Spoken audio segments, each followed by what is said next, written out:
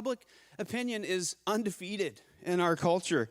And honestly, the truth is that like none of us in this room, maybe there's a few influencers in our church that have platforms, but for the most part, most of us are not famous enough to get really canceled. But that doesn't mean that you don't feel judgment in the group chat or start a war sometimes on your social media channel, even when you didn't mean to. We live in a world, though, where this is tragic because a person's worst moment, the worst thing about themselves, can become public like that. And it's destroyed people's lives. Someone finds out something scandalous or unbecoming of an individual.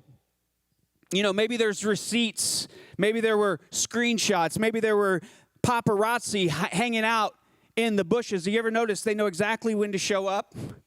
They know exactly what to capture, what angle to get, how to make sure a person's private life does not stay private. Like, we live in a culture that feeds off of that. It's a multi-million-dollar industry that we continue to support and fund and somehow make it legal for people to do these things. We live in a time, though, where now this whole idea of cancel culture exists because we're willing to reduce someone to the worst thing they've ever done or the worst thing about a person. That's what we're willing to do. And I just want to tell you that that is not new.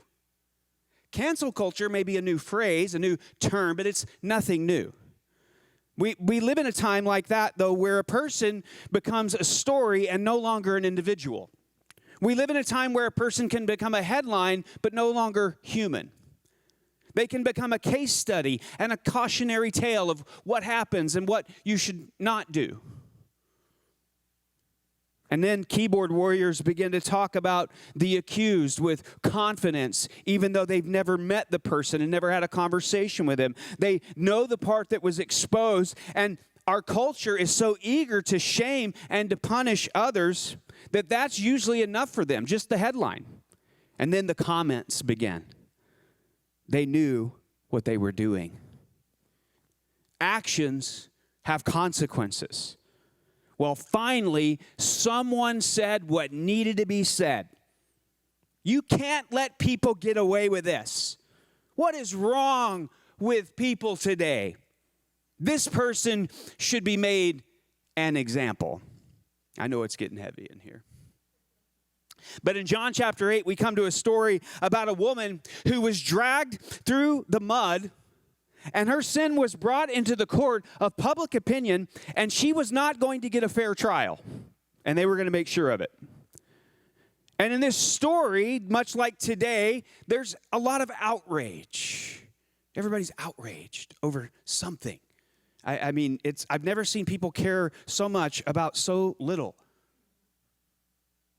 We're so outraged. And most of it's things that we can't even change or affect. Has nothing to do with our neighbors, has nothing to do with our own kids. The words will sound moral in outrage. You ever notice that about outrage? Now, I know you're thinking about others when they're outraged, but think about your outrage for a minute. We can use really moral language. I'm the best at this, by the way. I can use really moral language. I can be a person who sees the faults in others. And I can frame language about standards and truth and accountability and consequences like, oh man, our pastor's getting slippery. Is he going to preach some sloppy grace gospel? No, listen to me though. Hear me, church. I think you know me well enough by now to know that's not who I am. But I will tell you that public shame rarely tells the whole story. And I think this is where the church should be a differentiator in our culture. We should be different.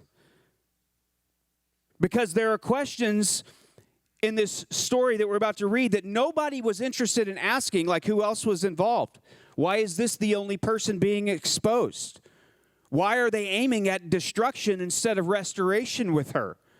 Why does the crowd seem more interested in using her as a prop to make a point rather than seeking her healing and her restoration? Somewhere in the middle of it all, the woman was probably heart racing, red face burning in that crowd, mind spinning, future crumbling in front of her, as she has collapsed now in front of her accusers. She can hear them talking. She can feel the crowd looking at her. She knows that she's done wrong. The crowd keeps growing, though, and the accusations keep coming. They're piling on. And people who were not even there suddenly have opinions. People don't care about her soul, but they're suddenly very concerned that the right consequences are meted out to her. People who have never prayed for her are so ready to pronounce judgment on her. They're carrying their own secrets, but now they're suddenly experts in righteousness.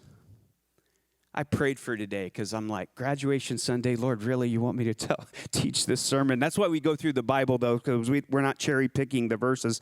This is just the text we come to today. But here the religious leaders, they step forward, they make it sound official, they quote scripture against her, they tell her what the law requires, but there's no humility in their hearts, there's no mercy. And here's the thing, truth without mercy can be weaponized. Truth without mercy can be weaponized. Truth in the hands of people who refuse their own self-examination, that truth can become a heavy stone. And that's when the scene becomes unbearable. And so today's message shows us this. Jesus shows us that you can't cancel mercy. You can't cancel mercy. Because this scene that we come to in the Bible has a twist. It's not a modern scandal. It's not a leaked video. It's not a viral post. It's not a group chat. It's not a story from the age of cancel culture. But this happened in the temple courts. This happened in the ministry of Jesus in John chapter 8. And the reason that you can't cancel mercy is that because every one of us, if you cancel mercy, you're canceling yourself. Because every one of us in this room are in need of mercy. Now, some of us in this room, we feel the need for mercy because we feel exposed and shamed by things we've done. Some of us, though, in this room need mercy because of the stones we're holding. Some of us need mercy because we've measured others harshly. Some of us need mercy because we've measured ourselves harshly. And John chapter 8, here's the thing, no one gets off the hook. Everyone here has something to learn in this story. So whether you feel ashamed or sometimes you feel like the accuser, whether you're a spectator, kind of observing Christianity from the outside, or you're deeply religious, wherever you're at, this story speaks to each of us. So let's look at it today.